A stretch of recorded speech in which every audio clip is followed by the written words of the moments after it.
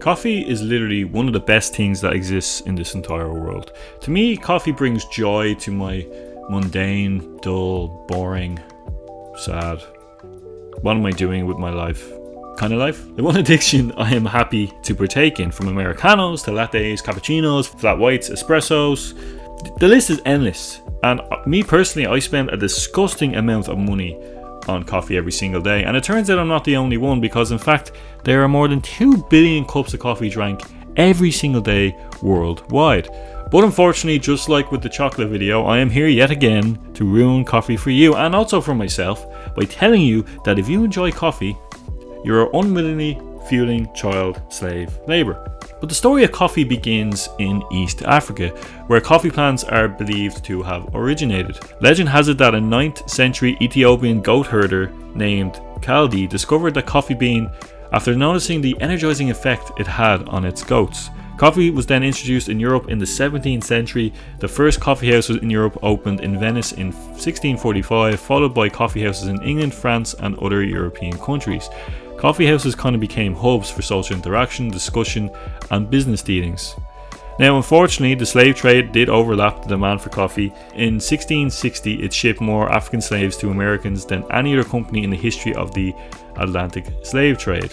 The triangular trade consisted of 3 journeys. Europe to Africa would carry manufactured goods, from Africa to the Caribbean, and Americas carrying African captures were then forced to work as slaves on these growing coffee plantations in the New World, and the final journey saw this coffee being transported to the UK. Now, if you're wondering which power this was that did all this, of course it was the British Empire. Who else? Who better than the British Empire? With the advent of the Industrial Revolution, coffee production and consumption underwent significant changes during this time period. The development of coffee plantations, improved processing methods, and innovations in brewing techniques contributed to the mass production and global popularity of coffee. And in recent times, we definitely have become coffee snobs in a lot of ways. Consumers want higher quality beans, they want to know all the different options and the different types. In fact, some people claim that they know the difference between the different coffee beans, and as someone like myself who is an avid coffee drinker, I have no idea. Especially when you look at Nespresso machines and you look at the huge influx of cafes dotted around the world, dotted in every country. Even in my own home country of Ireland, I've seen noticed the last 10 years, 15 years, it's become such a common pastime for people to meet up and have coffee, and it's something that has been so much ingrained in our culture the last, say, 10, 20 years in particular, that it's hard to imagine a society without it. There are 2 main types of coffee that most of us in the world tend to get. So there's Arabica and Robusta. The former, which is considered the better quality, comes mostly from Latin America, Ethiopia and Kenya. The latter comes from mostly Brazil, Vietnam and Uganda. Even today, production of the crop remains tied up to the chains of modern slavery. These countries are still exploited and forced to sell their crops at extortionately low prices. Coffee farmers typically earn only 7 to 10% of the retail price of coffee, while in Brazil workers earn less than 2% of the retail price, which is astounding.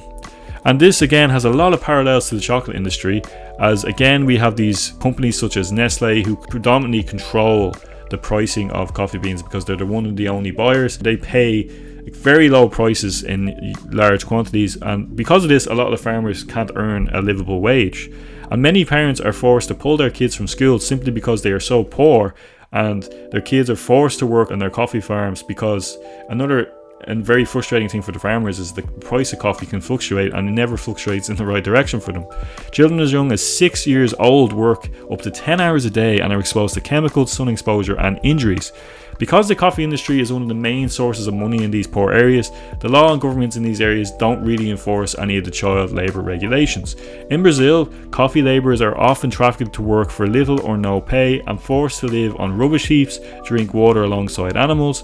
Coffee plantation workers often face debt bondage, non-existent work contracts, exposure to deadly pesticides, lack of the proper protective equipment, and accommodation without doors, mattresses or drinking water. A lot of these rich coffee landowners set up plantations where they pay their workers very little and intimidate them, making it near impossible for the workers to leave.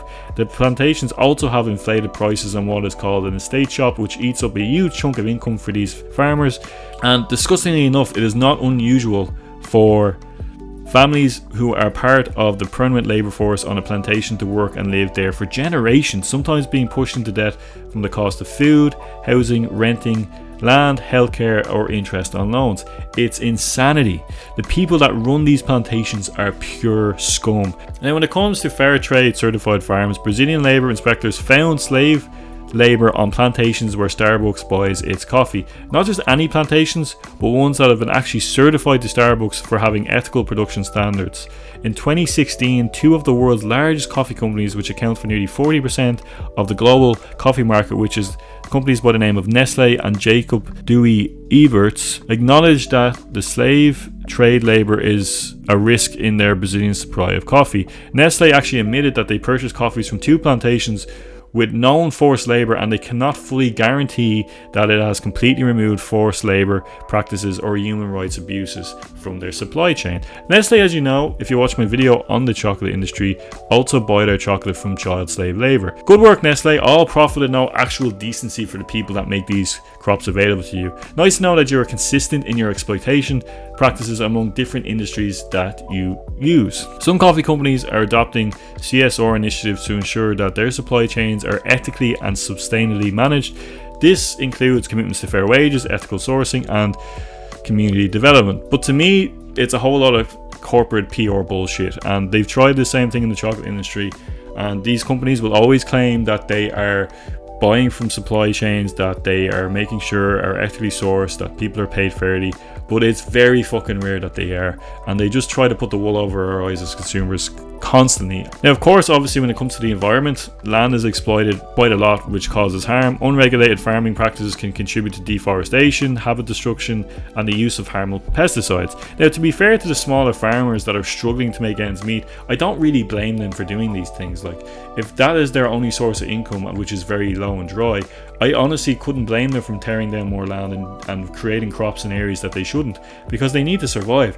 To me, being concerned about the climate is a luxury.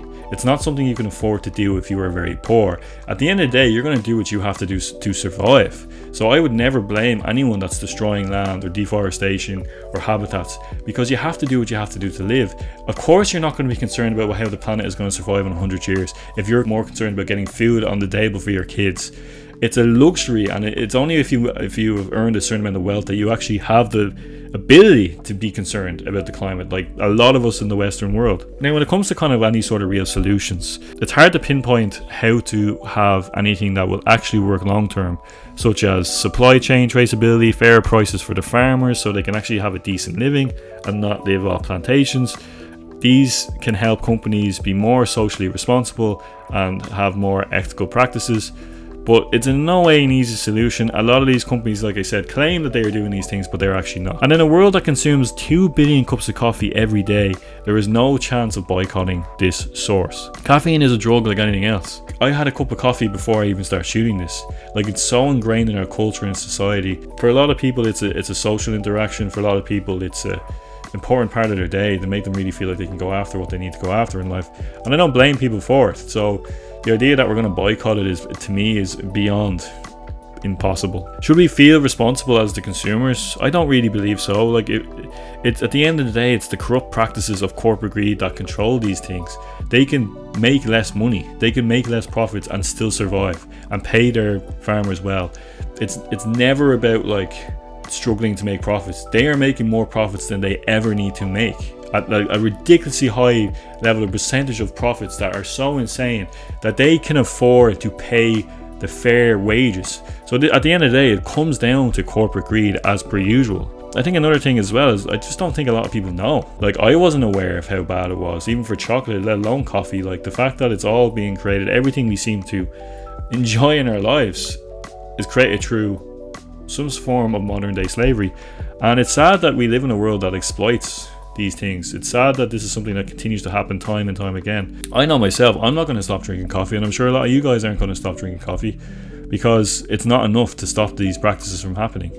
At the end of the day, the best thing we can do is put pressure on our governments and our local authorities to pass laws that put more restrictions on how these corporations work, because in a capitalistic society, these corporations are literally just doing whatever the fuck they want because they have so much power and control. And it's not even about making as much money as possible, it's about the power that's connected to it.